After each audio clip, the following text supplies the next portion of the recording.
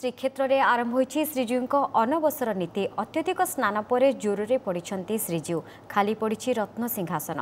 सुस्थ होगा लगे 15 दिन। भक्तों दर्शन निमंते श्रीमंदिर में 3 बाड़े पूजा पाउछंती पटिदिय। सेपटे प्रिय कालिया ठाकुर को दर्शन न पाई भक्त ब्रह्मगिरी अभिमुखे जाउछंती। एथिपाई चलचंचल होई उठिछि अलारनाथ पीठ। आज आरंभ होईछि अनवसर नीति। अनवसर नीति लगी पड़ी दैतापति सेवायत। 108 गरा जल स्नान पर असुस्थ 3 ठाकुर गतकाली मध्यरात्रि रे स्नानवेदी सीधा जाइछंती अनसर घर। असुस्थ श्रीजीवर चली गुप्त अनवसर नीति। तेणु 15 दिन धरी रत्न सिंहासन रे आउ दर्शन पाइबेनी भक्त। एही समय तांको स्थान रे पूजा पाइबे पटिदिय। श्री जगन्नाथों स्थान रे नारायण, बलभद्रों स्थान रे अनंत वासुदेव एवं देवी सुभद्रांको स्थान रे भुवनेश्वरी पटिदिय भावे पूजा पाइबे।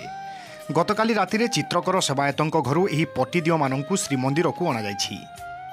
15 दिवस व्यापी दर्शनर सौभाग्य चर्म नेत्र को मिलिब नाही एवं आसीजिबे स्वयं भगवान पटिद अनंत वासुदेव महानारायण भुवनेश्वरी स्वयं नारायण भगवान पटि देवतांकर उपासना अलादार्थंकर दर्शनर सौभाग्य मिलिब। स्नान पूर्णिमा ठारू उभामाशा पर्यंत जो 15 दिन रे महाप्रभुंकर पटिदिय पूजित होता। बठाकुरंकर अनंत वासुदेव ठाकुराणी होती भुवनेश्वरी तांकर नारायण मूर्ति। एपटे अनवसर नीति जोगु रत्नवेदी रे प्रिय ठाकुर को दर्शन पाइबेनी भक्त। हेले दुखर अवकाश नहीं। कारण एही समय रे ब्रह्मगिरीर चतुर्भुज नारायण रूपी अलारनाथों को दर्शन कले सम परिमाण आशीष लाभर विश्वास रही।